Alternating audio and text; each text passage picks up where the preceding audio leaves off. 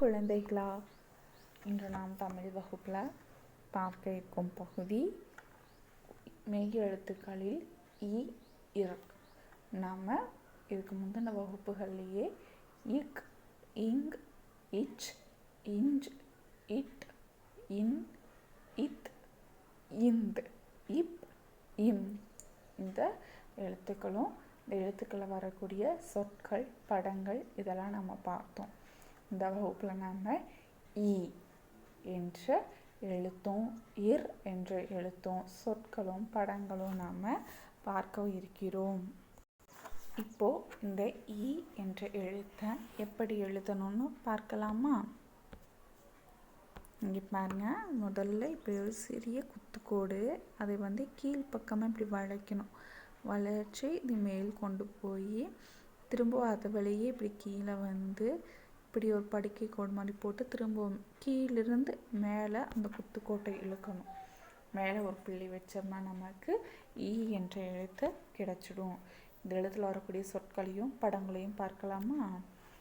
இ பாய், இ பாய், இ நாய், இ நாய், இ வாய், இ வாய், இ ரூபாய், இ ரூபாய், இ குழாய், இ குழாய், இ மிளகாய், இ மிளகாய், இ மாங்காய், இ மாங்காய், இ தேங்காய், இ தேங்காய்.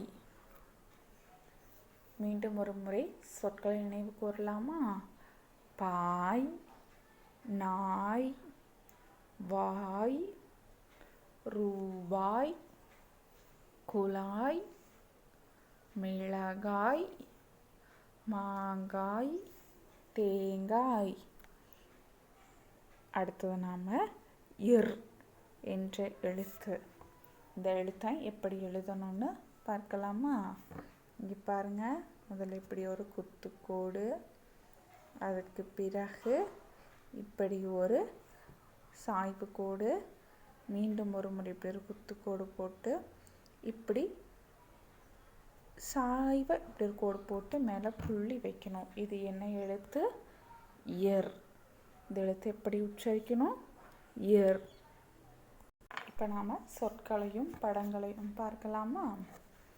இர், ஏர், இர், ஏர், இர் மலர், இர் மலர், இர் தயிர், இர் தயிர், இர் வேர், இர் வேர், இர் செவிலியர். செவிலியர்னா ஹாஸ்பிட்டல் சிஸ்டர் இருப்பாங்க இல்லையா, அவங்க தான். இர் செவிலியர், நர்ஸ். இர் சர்க்கரை, இர் சர்க்கரை, இர் தண்ணீர், இர் தண்ணீர், இர் மருத்துவர், இர் மருத்துவர். இப்போ நம்ம சொற்களை ஒரு முறை பார்க்கலாமா? ஏர், மலர், தயிர், வேர், செவிலியர், சர்க்கரை, தண்ணீர், மருத்துவர். இப்போ படங்களை பார்க்கலாமா? ஏர், மலர், தயிர், வேர், செவிலியர், சர்க்கரை, தண்ணீர், மருத்துவர். குழந்தைகளா, இந்த சொற்களையும் படங்களையும் நீங்கள் மீண்டும் ஒரு முறை வீட்டில் படித்து பாருங்கள். ஈயும் இரும் வீட்டில் எழுதி பாருங்கள். அடுத்த வகுப்பில் வேறொரு பகுதியை காணலாம். நன்றி.